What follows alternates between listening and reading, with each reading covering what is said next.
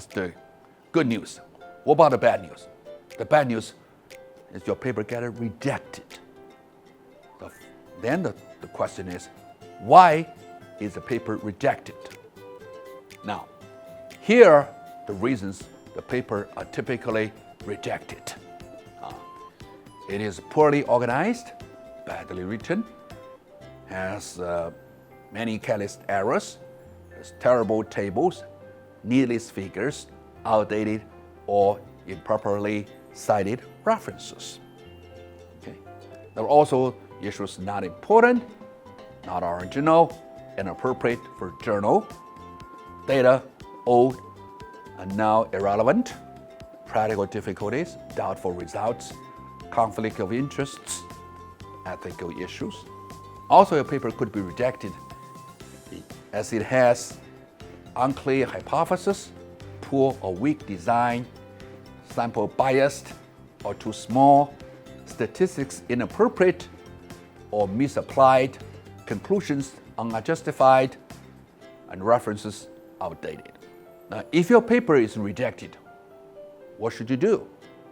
Well, first, do not feel very bad, as it is quite often a submission is rejected, particularly for graduate students and junior staff. Secondly, leave the paper for a while before it is to be resubmitted. And thirdly, ask for reviewers' comments for revision of the paper. And fourthly, study carefully the comments and revise for resubmission. Now, here I'm giving you an example of a rejection, okay?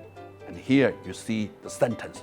Although I regret that I cannot bring you better news, I hope the reviewers' comments are helpful as you advance this research program.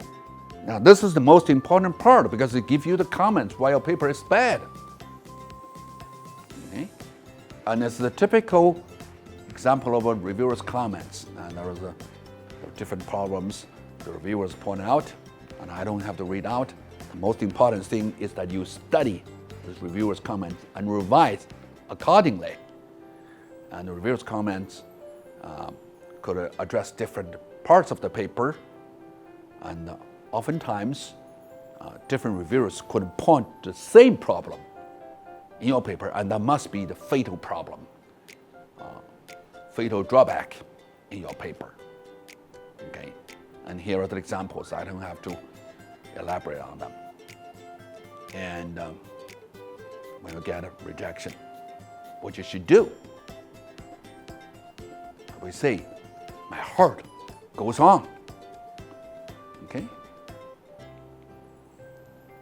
Okay. As an example, I said earlier, I submitted my paper to this journal, and it was rejected. So I have to calm down, comfort myself, develop self-compassion, and ask for reviewers' comments, and revise the paper. And this time, it was accepted by another journal.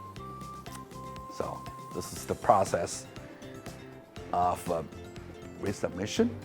Basically, it's a process of developing your endurance and your resilience. So, reflecting on submission and resubmission, I would quote this song for you. It's a Chinese song. It's called Hello Tomorrow. That's the Chinese lyrics. I have the English translation for you. Every time after crying, I laugh while running. Lost, but keep searching for hello tomorrow. Though small, the voice is, but clear, it reminds me, courage is all it means. 每一次哭，又笑着奔跑，一边失去，一边在寻找明天你好。声音多渺小，却提醒我勇敢。念是什么。 So we need to have the courage to be ridiculed and courage to go on. Next, I want to share with you some of the high moment and the low moment of my submission process with the song as the background music. All right, you heard it. Hello tomorrow. And that is all for my talk today. Thank you.